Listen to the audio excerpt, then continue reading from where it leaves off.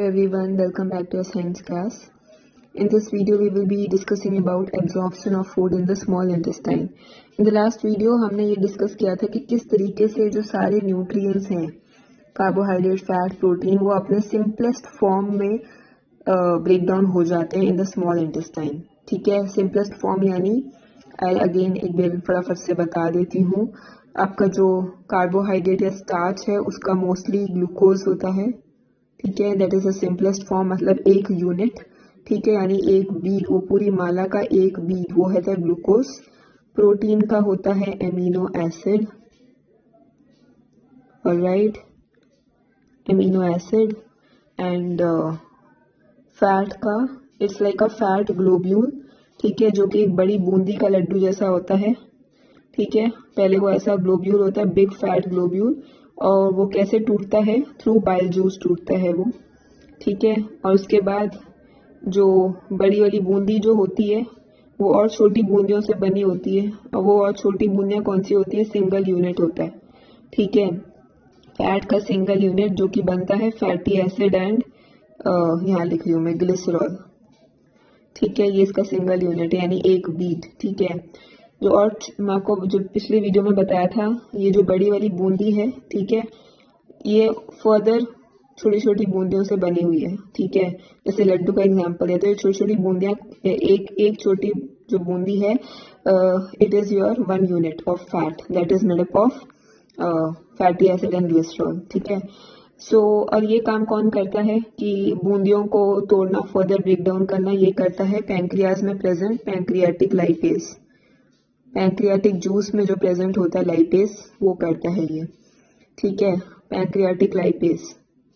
Alright, उसके बाद जो फाइनल ब्रेकडाउन होता है, आपको मैंने भी बताया था पैंक्रियाटिक जूस में जो और एंजाइम्स होते हैं जैसे पैंक्रियाटिक एमाइलेज और ट्रिप्सिन. ठीक है, ये भी ब्रेकडाउन फर्दर ब्रेकडाउन करते हैं, मतलब जो स्टमक में जितना ब्रेकडाउन किया होता है पेप्सिन ने, और माउथ में जितना ब्रेकडाउन किया होता है सलाइवरी एमाइलेज ने, ठीक है, उसको फर्दर ब्रेकडाउन करते हैं, लेकिन पूरा कंप्लीटली नहीं करते हैं. मतलब और थोड़ा जरूर कर देते हैं, लेकिन उस आपको मैंने जैसे बताया था जो सिंगल यूनिट है अभी भी वो एक साथ दो दो तीन तीन जुड़े हुए हैं. पहले अगर 7-8 जुड़े हुए थे तो उसको ब्रेक डाउन करके अभी 1-2 या 2-3 जुड़े हुए हैं ऐसे. ठीक है, उसके बाद जो फाइनल डाइजेशन है, जो फाइनल ब्रेकडाउन है, मतलब complete breakdown into the simplest form, वो कहाँ से होता है, वो कौन करता है? वो होता है जो स्मॉल इंटेस्टाइन में जो जूस रिलीज होता है, that is your intestinal juice. ठीक है, we are not suppose to learn कि कौन कौन से उसमें एंजाइम्स होते हैं. ठीक है, we just need to know कि इंटेस्टाइनल जूस में जो एंजाइम्स होते हैं वो इनको फिर कंप्लीटली ब्रेक डाउन कर देते हैं, एंड फिर ये सिंगल यूनिट में सेपरेट हो जाते हैं. नॉट जस्ट योर फैट, ये फैट की बात हो रही थी, बट ऑल्सो योर जो ग्लूकोज है, जो स्टार्च के जो यूनिट्स हैं ग्लूकोज, और प्रोटीन की जो यूनिट्स हैं एमिनो एसिड. ठीक है, वो अपने सिंगल एक यूनिट में सेपरेट हो जाते हैं.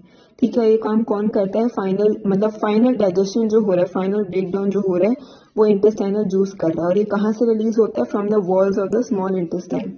यानी जैसे पाइप है स्मॉल इंटेस्टाइन की, तो उसके अंदर से, इसके यहाँ पे जो सेल्स बने हुए हैं अंदर की तरफ, यहाँ से रिलीज हो रही है, ये सेक्रीट कर रहे हैं इंटेस्टाइनल जूस. सेक्रीट का मतलब बताया था बना के कुछ निकालना. Alright, so I hope this was clear to everyone. ठीक है, alright, so I hope this is clear.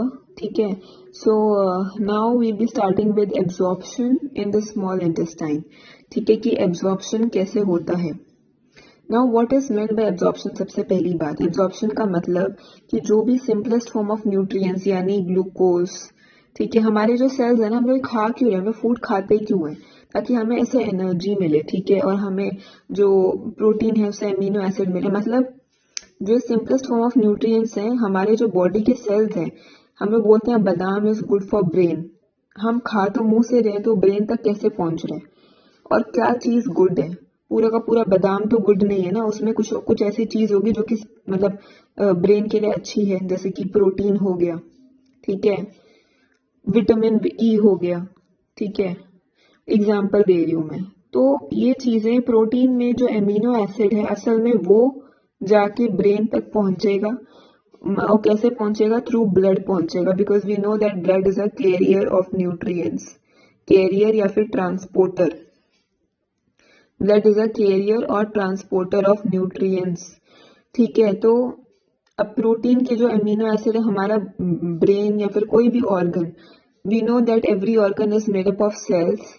ठीक है, एक एक सेल से बनता है और सेल से ही टिश्यू बनता है। बहुत सारे सेल्स एक साथ, a group of cells make up a tissue, brain का टिश्यू, लिवर का टिश्यू, हार्ट का टिश्यू, किडनी का टिश्यू।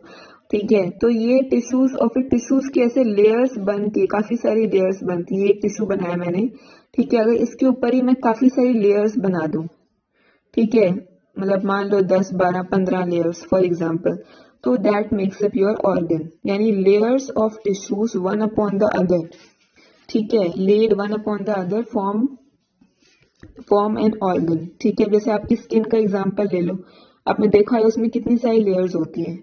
अगर हल्का सा ऊपर से छिले तो आपको खून नहीं निकलता, अगर ज्यादा डीप छिलता है तो आपको खून निकलना शुरू होता है। ठीक है, मतलब आपके ऊपर इतनी सारी लेयर्स हैं स्किन की, कम से कम अराउंड 100 लेयर्स होती हैं स्किन की। तो skin is also an organ, in fact it's the largest organ of your body.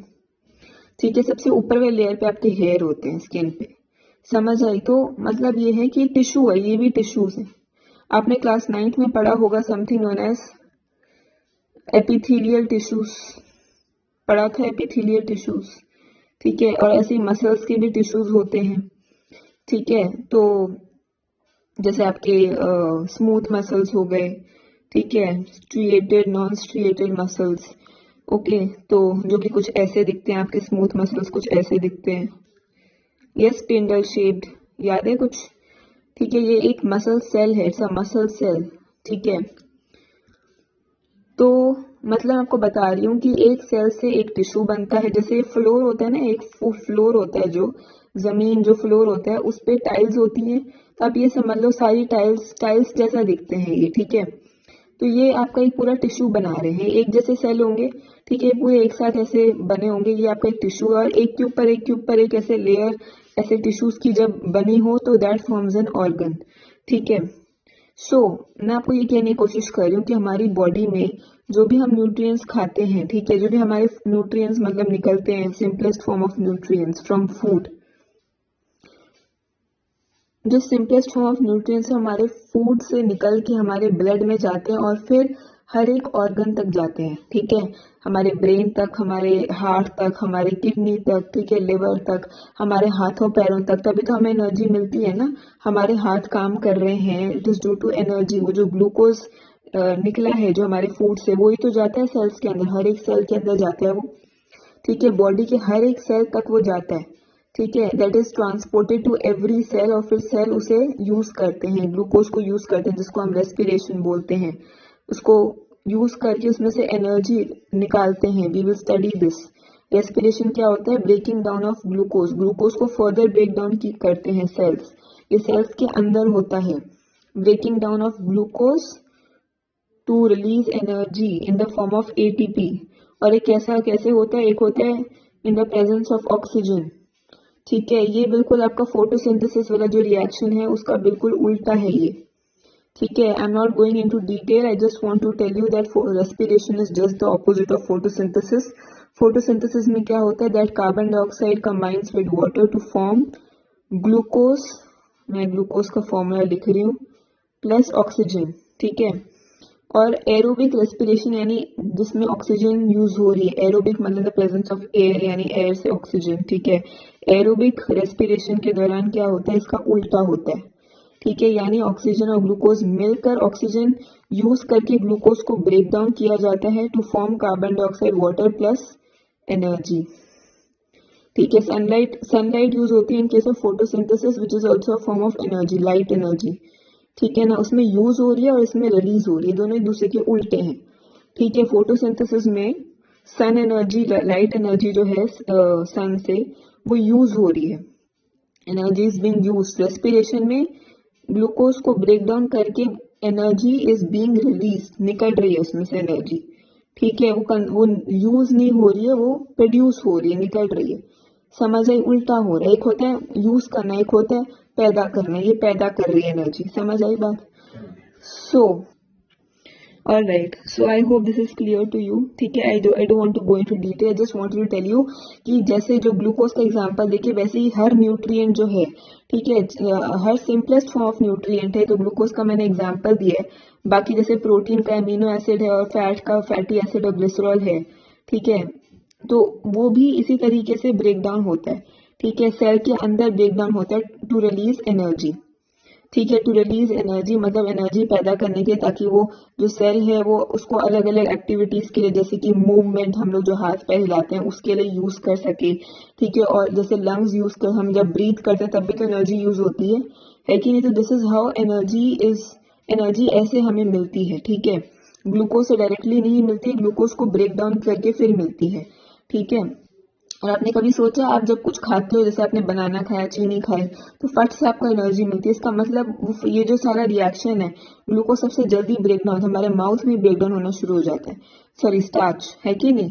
तो माउथ में इतनी जल्दी वो ब्रेक डाउन होता है, इतनी जल्दी वो सेल्स के अंदर पहुंचता है, वहां पे इतनी जल्दी वो टूट कर उसमें से एनर्जी निकलती है कि नहीं?